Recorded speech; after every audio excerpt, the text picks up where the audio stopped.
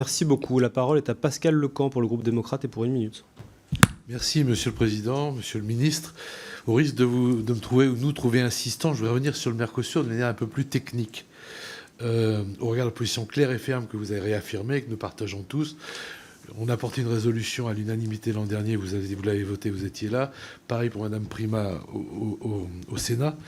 Aujourd'hui, comment peut-on obliger la Commission européenne à respecter la décision du Conseil de l'Union du 22 mai 2018 qui rappelait que l'accord Union européenne-Mercosur, qui est un accord d'association, alors en cours de négociation, resterait un accord mixte.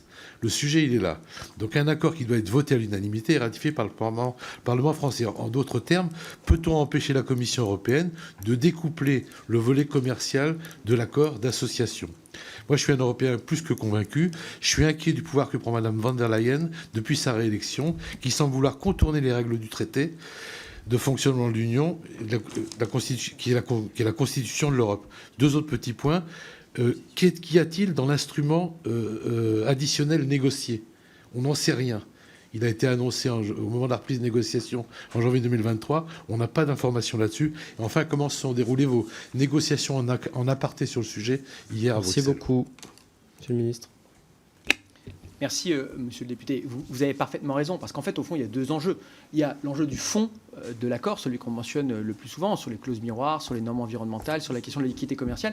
Mais effectivement, après, il y a le processus. Et si, sans m'avancer sur la nature des échanges qu'on a avec les différents partenaires, il y a des partenaires qui partagent nos inquiétudes sur le fond, sur l'impact que ça pourrait avoir sur l'agriculture ou sur l'environnement.